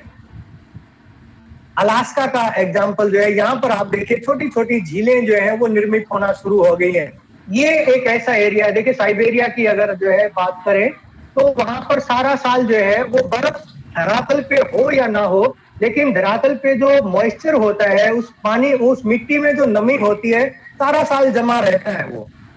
लेकिन इंक्रीजिंग टेम्परेचर हमने जो है वो वहां पर देखा कि जो अपर लेटीट्यूड्स है, खासकर टैगा का जो एरिया है वहां पर इंक्रीज है। आप चेंज देख लीजिए अलास्का के एरिया में। यहाँ पर अगर हम जो है ये तस्वीर अगर आप जो है वो देखें तो इस तस्वीर में क्लियरली जो है हम देख पा रहे हैं कि परमाफ्रोस्ट का जो एरिया है वो कुछ कुछ दिखाई दे रहा है, लेकिन इसका प्रोजेक्शन अगर आप देखेंगे तो प्रोजेक्शन इसका दर्शाता है कि आने वाले समय में यहाँ पर मिट्टी में जो है कोई भी यहाँ पर टेम्परेचर इतना इंक्रीज हो जाएगा कि ये पूरा का पूरा परमाफ्रोस्ट जो है वो पिघल जाएगा और परमाफ्रोस्ट की इकोलॉजी डिस्टर्ब हो रही है।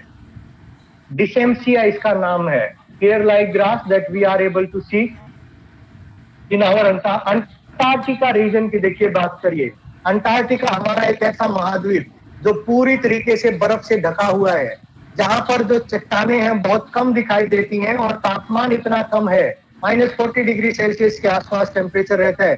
टेम्परेचर इतना कम है कि वहां पर कोई भी जो खासकर फ्लोरा है फ्लोरिश नहीं कर पाता। लेकिन इंक्रीजिंग टेम्परेचर का आप जो है ये देखिए, चील यहाँ पर बैठी हुई है, ये पूरा का पूरा घास यहाँ पर जो है वो दिखाई दे रहा है। और रिसेंटली स्टडी भी जो है वो आई है और वो स्टडी कह रही है कि जो घास है अंटार्कटिका की वो हरी होने लग रही है। कारण क्या है कि एल्गे की डेवलपमेंट है और एल्गे की डेवलपमेंट उस इंक्रीजिंग टेम्परेचर को दर्शाती है। ये जो इंक्रीजिंग टेम्परेचर है क्या प्रभाव डालेगा, इसको और बात देख लेते हैं, फिर बात करते हैं। सदर्न हेमिस्फीयर, ये ओजोन होल जो है उसका साइज यहाँ पर जो है वो दर्शाया गया है कि ओजोन होल अंटार्कटिका पे सबसे बड़ा था और सदर्न हेमिस्फीयर का ये दिखाया गया इंक्रीज है।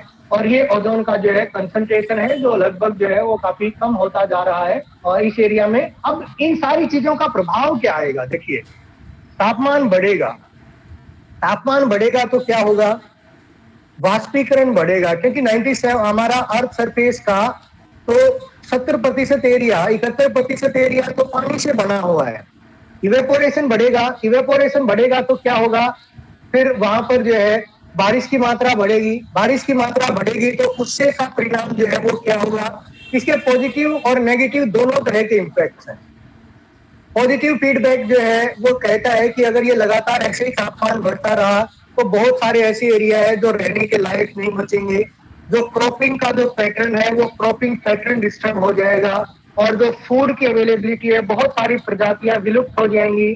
प्रजातियों का विलुप्त होना इकोलॉजी को डिस्टर्ब करता है, इकोलॉजी का डिस्टर्ब होना पूरे के पूरे एनवायरनमेंट को जो है वो प्रभावित करता है। और इसी का जो प्रभाव है वो नेचुरल एनवायरनमेंट का जो ये चेंज है, ये चेंज हमें कुछ किस तरीके से प्रभावित कर रहा है। और मैंने शुरू में बात करी थी कि इस पूरा का पूरा जो संसार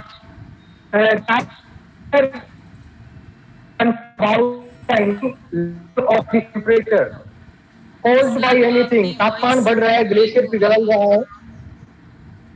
हाँ जी, वॉइस ब्रेक हो रही है सर। अभी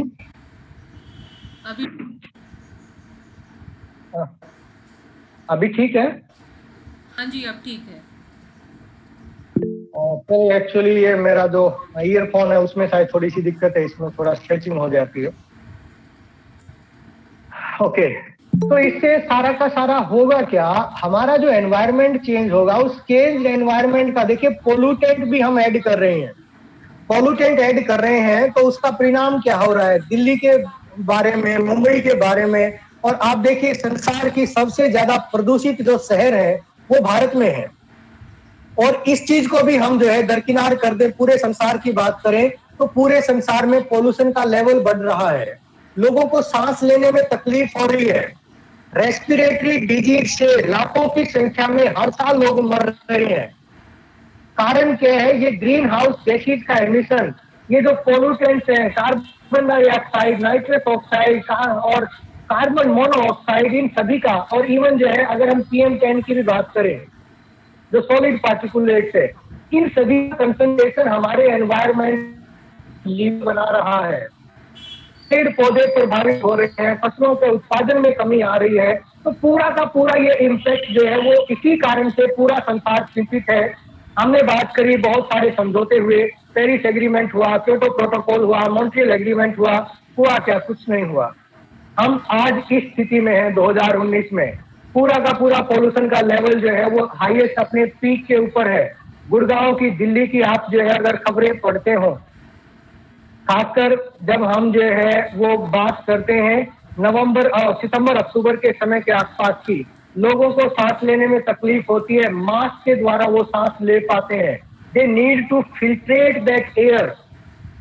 सो our environment is getting degraded. Continuous degradation of environment is there. We were pondering only that we need to reduce the emission of these pollutants. But no country has a definite plan how to reduce that emission. Then came the corona period. देखिए बहुत positive way में इसको मैं नहीं रखना चाहूंगा, लेकिन positive impact इसके आए हैं। लेकिन कोरोना पेंडेमिक की वजह से जो हमारा सोशल एनवायरनमेंट में जो एक बहुत बड़े लेवल पे जो बदलाव आया है, वो बदलाव बहुत ही जो है एक तरीके से ये कह लीजिए अच्छा नहीं है, क्योंकि सोसाइटी में now we have start doubting on each other. कौन कोरोना से इम्पैक्ट होगा और कौन कोरोना से प्रभावित है हम नहीं कह सकते। हमारा सोशल एनवायरनमेंट बहुत वर्स्टली जो है इससे प्रभावित हुआ है। लेकिन कोरोना पीरियड की वजह से जो लॉकडाउन इंट्रोड्यूस हुआ, उस लॉकडाउन ने हमारे नेचुरल एनवायरनमेंट में कुछ परिवर्तन किए, और उन नेचुरल एनवायरनमेंट में जो परिवर्तन हुआ, उस परिवर्तन से जैसा कि मैंने शुरुआत में कहा था कि it has showed us a pathway, एक रास्ता हमें दिखाया है कि कैसे हम अपने एनवायरनमेंट को डिग्रेड होने से बचा सकते हैं। तो उन्हीं चीजों पे हम जो है फोकस करते हैं। कोरोना पेंडेमिक की वजह से लॉकडाउन इंट्रोड्यूस हुआ।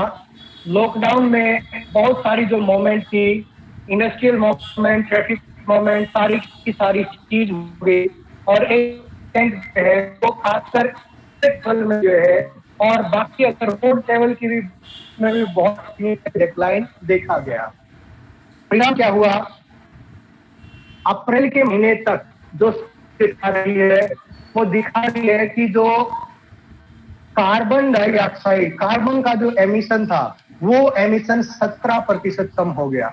इस लॉकडाउन पीरियड की वजह से दिसंबर से शुरू हुआ था चीन से, और उसके बाद जो है जनवरी फरवरी में यूरोप में हुआ, और उसके बाद मार्च में इंडिया में, और फिर जो है वो यूएसए में भी इंट्रोड्यूस हो गया। तो जितने भी बड़े बड़े जो इंडस्ट्रियलिस्ट कंट्री थी या जो डेवलपिंग इकोनॉमी थी, जब उनमें लॉकडाउन हुआ तो उसके लॉकडाउन की वजह से जो है ये 17% कार्बन का जो डिक्लाइन है वो ऑब्जर्व किया गया अप्रैल के महीने तक। और द्वितीय विश्व युद्ध के बाद से, वर्ल्ड वॉर के बाद से सबसे बड़ा डिक्लाइन जो है ये इस समय पर इंट्रोड्यूस हुआ है। इसके अलावा नाइट्रस ऑक्साइड की बात करें, PM10 कंसंट्रेशन, देखिए PM10 कंसंट्रेशन क्या है? जब रोड पे गाड़ियां चलती हैं तो रोड पे बहुत सारी धूल जो है वो उड़ती है, और वो धूल हमारे हवा में भी फैल जाती है, और उसके फैलने की वजह से कई सारी रेस्पिरेटरी डिजीज जो है वो इंट्रोड्यूस होते हैं। तो वो जो सस्पेंडेड सॉलिड जो पार्टिकल्स हैं वो PM10 कंसंट्रेशन है। कार्बन डाइऑक्साइड और कार्बन मोनोऑक्साइड, इन सभी का जो एमिशन था वो कम हुआ। और 1 जनवरी से 11 मार्च के बीच में यूरोपियन स्पेस एजेंसी सेंटिनल जो एक सैटेलाइट है, उसके द्वारा जो डेटा आया, वो डेटा दर्शा रहा है कि कार्बन डाइऑक्साइड का एमिशन जो है वो बहुत ज्यादा कम हुआ है। और खासकर पो वैली की बात करें नॉर्दर्न इटली में, तो यहाँ पर फैक्ट्री और प्लांट, पावर प्लांट और गाड़ियां जो बंद हुई, उसकी वजह से एक सिग्निफिकेंट डिक्लाइन जो है वो देखने को मिला है। इसके अलावा नाइट्रस ऑक्साइड जो है वुहान में बहुत बड़ा जो चेंज है वो चाइना में ये इंट्रोड्यूस हुआ था। नाइट्रस ऑक्साइड मैक्सिमम जो है जो फैक्ट्रीज होती हैं, और फैक्ट्रीज में भी देखिए कोयला जब जलाया जाता है तो कोयला जलाने के समय पे यदि ऑक्सीजन वहां पर कम मात्रा में उपलब्ध होती है, ऑक्सीजन अगर भरपूर है तो कार्बन डाइऑक्साइड बनती है, कम हो जाती है तो कार्बन मोनोऑक्साइड बन जाता है, और फिर नाइट्रस ऑक्साइड और कुछ इंडस्ट्रीज से सल्फर डाइऑक्साइड भी रिलीज होती है। तो ये जो रिलीज था नाइट्रस ऑक्साइड का, जो एसिड रेन के लिए मेनली रेस्पॉन्सिबल है, वुहान से शुरू हुआ और धीरे धीरे पूरे संसार में ये फैला है। वेनिस की यदि मैं जो है बात करूं तो उसकी जो कैनाल थी उसका पानी इतना साफ हो गया कि वहां पर जो कि रिक्रिएशन एक्टिविटी में जो बोटिंग होती थी कैनाल में, वो बोटिंग जब बंद हुई तो बोटिंग की वजह से जो टर्बुलेंस था वो टर्बुलेंस शांत हो गया, और जितना भी सॉलिड मटेरियल था सारा सेटल डाउन हो गया, और बहुत क्लियर जो है वो पानी वहां पर दिखाई दिया। गंगा नदी के केस में भी यही चीज जो है आप अभी पीछे जो है वो दिखाया गया था, तो काफी इंप्रूवमेंट हुआ है। कारण क्या है, वो जो इंडस्ट्री पॉल्यूट कर रही थी, जो पॉल्यूशन हो रहा था वो पॉल्यूशन अब उसमें ऐड होना बंद हो गया, तो ह्यूमन इंड्यूस्ड चेंज था वो कम हो गया, तो प्रकृति ने अपने आप को हील कर लिया। ब्राजील का जो अमेजन फॉरेस्ट है उसमें डिफॉरेस्टेशन का लेवल डिक्लाइन हुआ है, लेकिन इसके साथ इलेक्ट्रिसिटी और ब्रॉडबैंड इन दो की डिमांड जो है वो काफी इंक्रीज हुई है। तो कोरोना का जो इम्पैक्ट है एनवायरमेंट पे देखिए 4 लेवल पे है। कार्बन डाइऑक्साइड का एमिशन कम हुआ, वेस्ट का प्रोडक्शन बढ़ा है, एनर्जी की डिमांड बढ़ी है, और वाइल्ड लाइफ और जो हैबिटेट था उसमें भी परिवर्तन आया है। देखिए कार्बन डाइऑक्साइड के केस में अगर हम देखें तो यूनाइटेड स्टेट यूएसए के केस में अगर इसको देखें तो जो लॉकडाउन आया यूएसए में 40% के करीब एयर ट्रैफिक कम हो गया, जो लैंड ट्रांसपोर्टेशन था वो भी कम हो गया, और परिणाम क्या आया, 50% कार्बन मोनोऑक्साइड का जो रिलीज था उसमें डिक्लाइन महसूस हुआ। यानी कार्बन मोनोऑक्साइड जो हर दिन रिलीज हो रही थी, अब उसके रिलीज में 50% की कमी जो है वो देखी गई, और इसके अलावा जो ट्रैफिक का कंजेशन था उसमें 41% की गिरावट आई। यूरोप के एरिया में 67 मिलियन जो एयर पैसेंजर्स हैं, क्योंकि आप ज्योग्राफी के स्टूडेंट हैं और आप पढ़ते भी हैं कि सबसे ज्यादा जो बिजी रूट है ना एयर रूट और ओशियनिक रूट, वो यूएसए और यूरोप के बीच में है।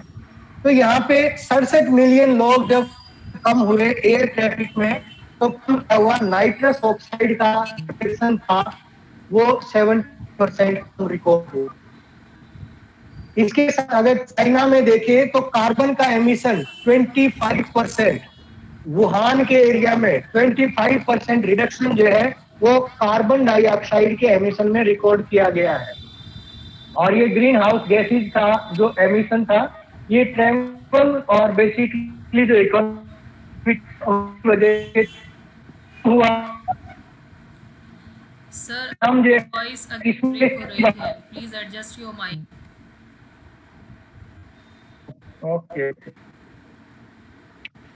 इसके केस में देखिए यदि बात करी जाए तो 467,000 वेस्ट का जो कलेक्शन के जो वर्कर्स हैं वो अमेरिका में रिस्क पे आ गए, क्योंकि कौन सा वेस्ट कोरोना से इफेक्टेड होगा इन्फेक्टेड होगा उसके बारे में कुछ नहीं कहा जा सकता है। और बदलाव क्या आया, जो बैग से खासकर जो डस्टबिन में यूज होते थे जो रीयूजेबल थे उनको बंद कर दिया गया, क्योंकि एक बार यूज करने के बाद उनको फेंकना शुरू कर दिया गया। और परिणाम क्या हुआ, 1 बिलियन पेड़ काटने की हर साल रिक्वायरमेंट इंक्रीज हुई यूएसए में। नेगेटिव इम्पैक्ट भी है कोरोना का। इटली में 111% जो है वो लोगों ने 111% का इंक्रीज देखा गया। जो सिट्रस फ्रूट है उसके कंजप्शन में इंक्रीज देखने को मिला है।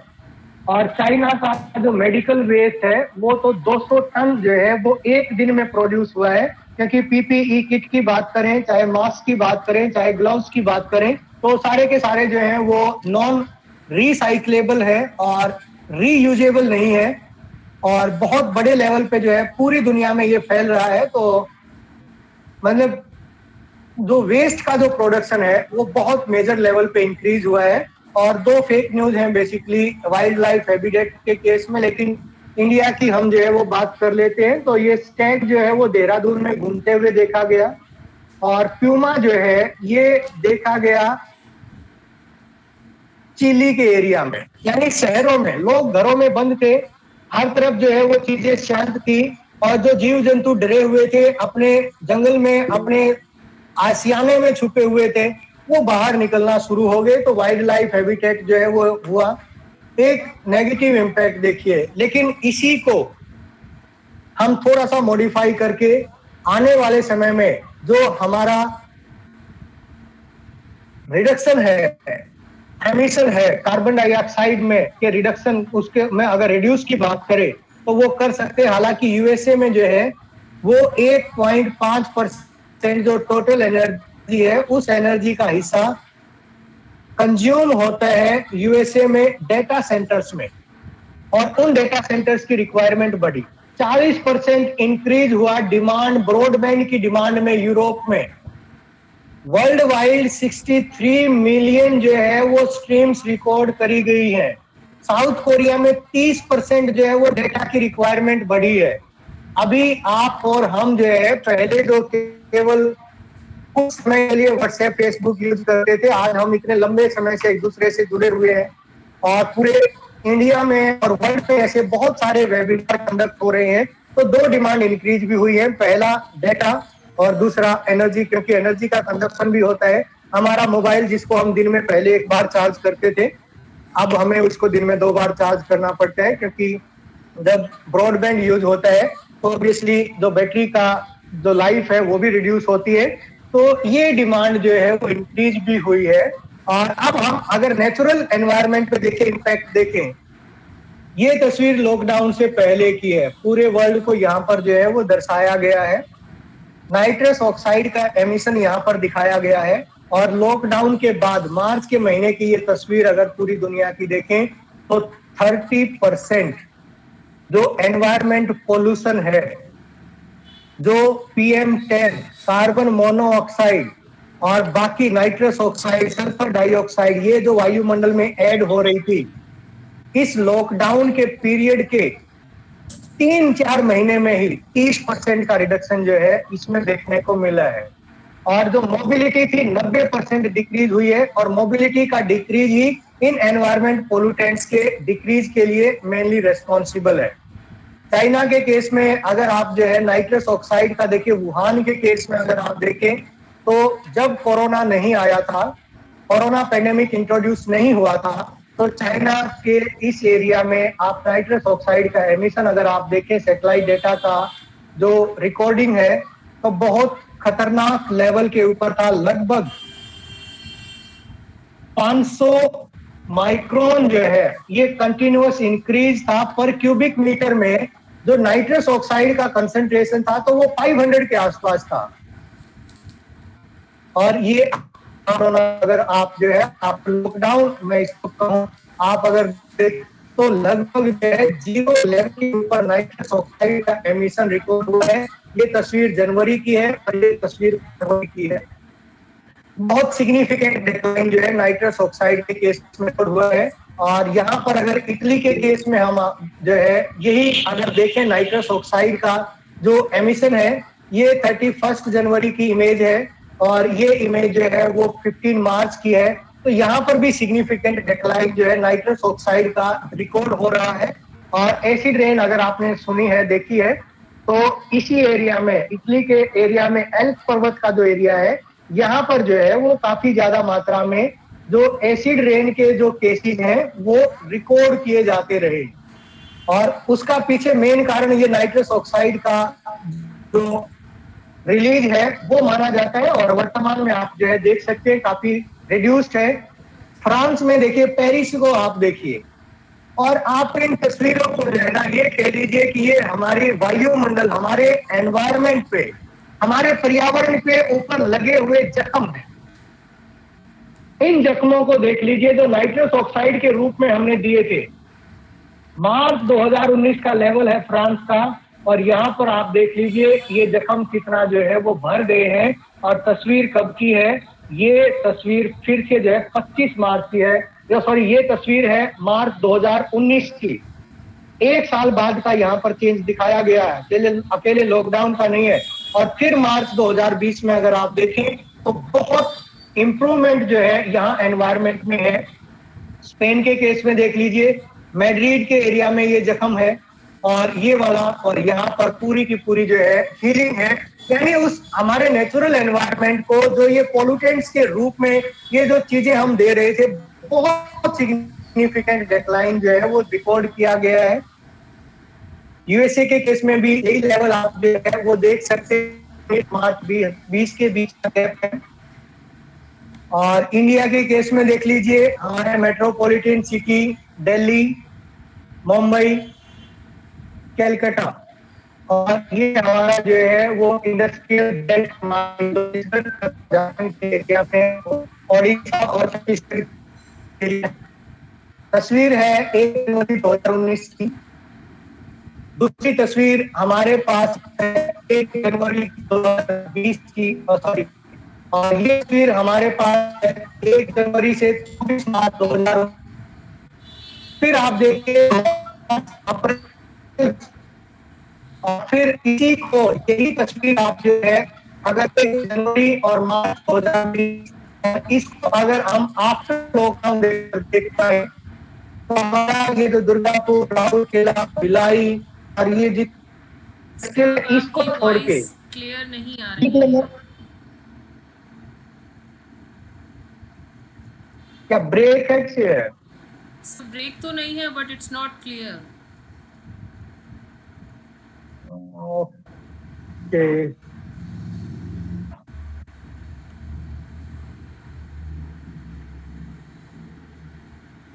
Just a minute.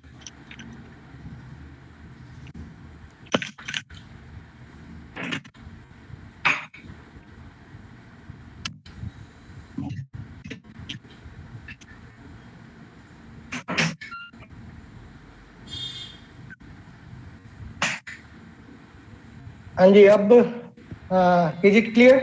Yes sir, it's fine now. Okay, India के केस में देखिए हम बात कर रहे थे, एक बार दोबारा से इसको डिस्कस करने की जरूरत पड़े तो 1 जनवरी से 24 मार्च 2019 की ये तस्वीर है दिल्ली को और मुंबई को अगर आप देख पा रहे हैं तो, और इसके साथ कलकत्ता, ये वाले एरिया में देखिए। और उसी को अगर हम जो है फिर मार्च अप्रैल, ये तस्वीर हमारी है जनवरी से मार्च 2019, और ये तस्वीर है जनवरी से मार्च 2020 की। बहुत सिग्निफिकेंट कोई चेंज नहीं है। कारण एक ही है, लॉकडाउन हमारे यहाँ 24 मार्च को इंट्रोड्यूस हुआ था। लॉकडाउन से पहले हमारा सारा का सारी जो इकोनॉमिक एक्टिविटीज है वो उसी तरीके से चल रही थी जैसे 2019 में थी। लेकिन 25 मार्च से 20 अप्रैल 2019 की ये तस्वीर, और उसके बाद इसी टाइम पीरियड की 2020 की ये तस्वीर अगर आप देखें तो आप स्पष्ट देख पाएंगे यहाँ पर ना दिल्ली का पता चल रहा है, ना मुंबई का पता चल रहा है, ना कलकत्ता का पता चल रहा है, जिनको हम हॉटस्पॉट्स के द्वारा आइडेंटिफाई कर रहे थे। तो ऐसा एक सिग्निफिकेंट जो डिक्लाइन है इन पोल्यूटेंट्स में वो ऑब्जर्व किया गया है इस लॉकडाउन पीरियड के दौरान। और ये अगर ग्राफ से इसको हम देखें तो मुंबई के केस में देख लीजिए, जितना भी डॉटेड जो एरिया है वो डॉटेड एरिया 2019 का है, और जो सॉलिड लाइन है वो सॉलिड लाइन 2020 का दर्शाती है। मुंबई के एरिया में नाइट्रोजन का लेवल देखें तो बहुत ज्यादा चेंज यहाँ पर जो है वो कम दिखाई दे रहा है, लेकिन दिल्ली में बहुत सिग्निफिकेंट डिक्लाइन है। यहाँ पर आप देखिए चेन्नई के केस में सिग्निफिकेंट डिक्लाइन है, कलकत्ता के केस में बहुत डिक्लाइन है। 2019 में कहां पर ये लेवल था नाइट्रस ऑक्साइड का, और 2020 में मार्च में कहां पर पहुंच गया है। और बेंगलोर के केस में भी डिक्लाइन जो है आप देख पा रहे हैं क्लियरली। और मुंबई में भी यहाँ आकर जो है ये डिक्लाइन इंट्रोड्यूस हो गया है मार्च के महीने में। तो ये चेंज हमें क्या दर्शा रहा है? ये चेंज दर्शा रहा है कि सोर्स क्या था एनवायरमेंटल पोल्यूशन का। ये जो हम सभी चिंतित थे, सभी महानगरों के निवासी, इस भारत के निवासी, कि पोल्यूशन बढ़ रहा है, कहां से बढ़ रहा है, उसको स्वीकार करने को लोग तैयार नहीं थे। इंडस्ट्रियलिस्ट को कहते थे कि इंडस्ट्री पोल्यूशन कर रही है, तो गवर्नमेंट और इंडस्ट्रियलिस्ट दोनों मिल जाते थे और जनता को घुमा देते थे कि नहीं, इंडस्ट्री से पोल्यूशन नहीं है, पोल्यूशन किसानों के पराली जलाने से है। थोड़ा सा मैं यहाँ पर जो है ऑफ द ट्रैक भी यहाँ पर मान लीजिए, पराली जलाने से पोल्यूशन हो रहा है। लेकिन कमाल की बात यह है कि आप ये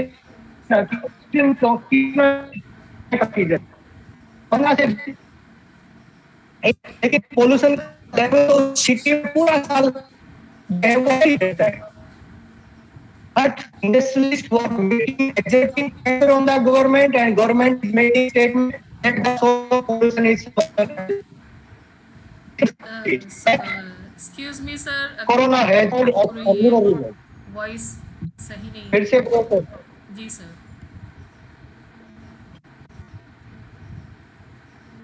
हाँ, मैं मिल पा रहा हूँ। ओके, अभी स्टेटस अब ठीक है सर। ओके, तो देखिए यहाँ पर जो है कोरोना ने हमें क्या बताया, क्या दिखाया। कोरोना ने हमें सही मायने में हर एक आदमी को ये आईना दिखा दिया, वो चाहे सरकार है, इंडस्ट्रियलिस्ट, सोर्स क्या है, कहां से ये नाइट्रस ऑक्साइड और ये रिलीज हो रही थी। जब इंडस्ट्री बंद हुई, जब रोड पे ट्रैफिक हुआ, आप सिग्निफिकेंट इसमें जो है ऑब्जर्व कर पा रहे हैं। एक जो है वो तस्वीर आपके साथ में शेयर कर रहा हूँ। ये सारा का सारा डेटा जो है वो दिल्ली का है और लॉकडाउन पीरियड के बाद का है। PM10 का कंसंट्रेशन देखिए, अगर आप देखें यहाँ पर फरवरी के महीने में लगभग 500 मिलीग्राम है। 1 क्यूबिक मीटर हवा में 500 मिलीग्राम PM10 का कंसंट्रेशन है। और ये फिर फरवरी के महीने में ही जो है थोड़ा बहुत कम हुआ है। और मार्च में जैसे ही लॉकडाउन इंट्रोड्यूस हुआ, आप देखिए एक सिग्निफिकेंट डिक्लाइन है। कहां से हो रहा था पोल्यूशन? किसानों के पराली जलाने से, या फिर उन व्हीकलों से जिन व्हीकल्स की मूवमेंट लॉकडाउन में सीज हो गई, जिन व्हीकल्स की चलना जो है वो लॉकडाउन में बंद हो गया, वहां से वो था सोर्स पोल्यूशन का। उस पोल्यूशन का नाइट्रोजन डाइऑक्साइड के केस में देख लीजिए, 20 मार्च तक का लेवल 80 मिलीग्राम पर क्यूबिक मीटर, और अप्रैल में आप देख लीजिए 40 मिलीग्राम से भी कम जो है वो नाइट्रस डाइऑक्साइड का रिलीजन हो रहा है। नाइट्रस डाइऑक्साइड कहां से रिलीज होती है? इंडस्ट्रीज से रिलीज होती है। वो रिलीज होती है व्हीकल से, कई सारे केसेस में पुराने जो व्हीकल्स होते हैं। कार्बन मोनोऑक्साइड का रिलीज देख लीजिए, ये पीरियड देख लीजिए लॉकडाउन से पहले का और लॉकडाउन के बाद का, बहुत सिग्निफिकेंट डिक्लाइन है। ओजोन का कंसंट्रेशन तो चलिए लॉकडाउन का के साथ इसका कोई संबंध भी नहीं है। और कई सारी जगह देखिए, पीछे अफवाहें भी चली थी कि अंटार्कटिका, लॉकडाउन के बाद के जो है अंटार्कटिका में जो ओजोन का होल था वो बंद हो गया, प्रकृति ने अपने आप को जो है वो हील कर लिया। लेकिन अगर आप रिसेंटली नासा की वेबसाइट को भी अगर आप विजिट करें, और रिसेंट जो है वो स्टडीज भी कंडक्ट हुई है, वो बेसिकली पोलर एरिया में, जैसे सर्कम पोलर व्हील है, आपने पढ़ी जेट स्ट्रीम के रूप में, ऐसी सर्कम पोलर व्हील जो है एक सदर्न जो हमारा पोल है उसके चारों तरफ भी है। और उस व्हील में जो है अब की बार कुछ ऐसा परिवर्तन आया कि स्ट्रेटोस्फीयर से बहुत सारी ज्यादा मात्रा में जो ओजोन थी, वो ओजोन सदर्न पोल के वो ओजोन होल जो है। और देखिए ये तस्वीर जो है उस सारी चीजों को स्पष्ट कर रही है। नवंबर 2019 दिल्ली का, मार्च 2020 वही इंडिया गेट, अंतर देख लीजिए, हमने बंद कर दिया, क्या कुछ पर करना बंद कर दिया, बहुत ज्यादा उसके ऊपर भी उसकी हम तो ये मोमेंट थी इंडस्ट्रीज की, और इंडस्ट्रीज के साथ व्हीकल्स की। आप दिल्ली में ट्रेवल करिए, आपकी यात्रा जो अपने शहर में, छोटे शहर में जो 15 मिनट में दूरी तय हो जाती है, वो दिल्ली में 2 घंटे में तय हो रही है, और गाड़ियां बंद नहीं हो रही है लाइट के ऊपर भी। दिस वाज एक और तस्वीर इंडिया की, ये देखिए आफ्टर लॉकडाउन जो है, आप तस्वीर देखें, इलाहाबाद आपका अपना शहर, जहां पर ये लेक्चर जो है जिन्होंने ऑर्गेनाइज किया है, ऑर्गेनाइजर्स का, चेन्नई, कश्मीर, और बॉटम पे अगर हम जो है वो देखें, ये सिलीगुड़ी, ये कलकत्ता और बेंगलोर, सॉरी, ये तस्वीर गाजियाबाद की है, ये नई दिल्ली की है, और ये तस्वीर मुंबई की है, फिर ये तस्वीर ये आपका इलाहाबाद है, और फिर ये चेन्नई की, और ये कश्मीर की। देखिए कितना पोल्यूशन, कहाँ गया वो पोल्यूशन, कौन कर रहा था वो pollution? We human beings, we are not basically ready to adjust ourselves. We are mainly responsible for that. This pollution source, though is from the corona pathway, corona has showed us the mirror image. Solution, source क्या था? Industries and vehicles. हम vehicles की moment को कम कर सकते हैं। वो जो अननेसेसरी हमारी मोमेंट है, उस अननेसेसरी मोमेंट को हमने कैसे एडजस्ट किया इस लॉकडाउन में, वो हमें एक रास्ता दिखाती है कि आने वाले समय में हम मेजर्स अडॉप्ट करें, क्या करें जिससे ये पॉल्यूशन जो है वो कम हो जाए। और एक चीज देखिए, बहुत बेहतर तस्वीर लॉकडाउन की वजह से एनवायरनमेंट की हमारे सामने आई, लेकिन मैं भी एक चीज पे एग्री करता हूं, और पूरे वर्ल्ड के जो एनवायरमेंटलिस्ट है वो एग्री करते हैं कि ये जो पॉल्यूशन था ग्लोबल लेवल पे, लॉकडाउन ने इसको रिड्यूस कर दिया। We agreed, but we also agreed on a thing, it is not the way to bring down the air pollution. ऐसे सारी चीजों को रोक के हम पर्यावरण को शुद्ध नहीं कर सकते। लेकिन मैं एक चीज यहां पर जो है वो ऐड करता हूं, दिस लॉकडाउन जो नहीं भ्रमित कर रहे थे सारी चीजों को, ये नहीं आने देना चाह रहे थे कि कौन कारण है। This corona pandemic has showed us the mirror image that what is the source of environmental degradation. क्या करें? लॉकडाउन में भी हमने काम किया है।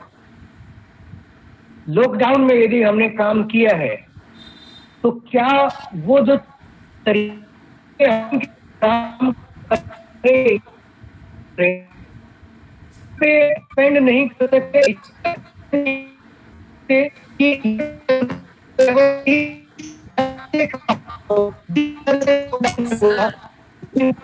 हो सकता है। सर आपकी हाँ जी। अगेन ब्रेक कर रही है। अभी अभी भी नहीं है सर। नहीं है सर, नहीं है।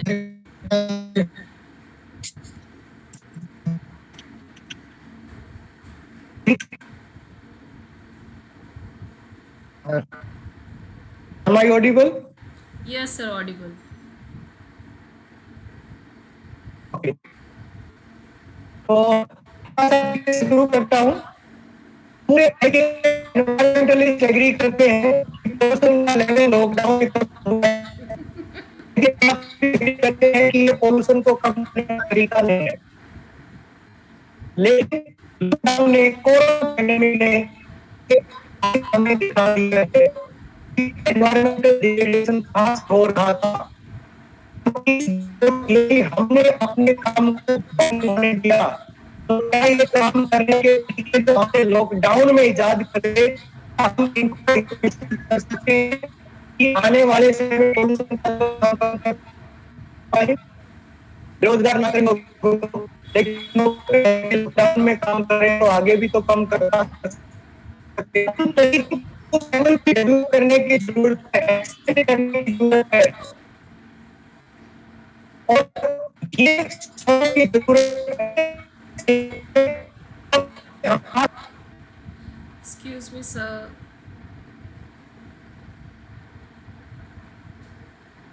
सर आप सुन पा रहे हैं मुझे?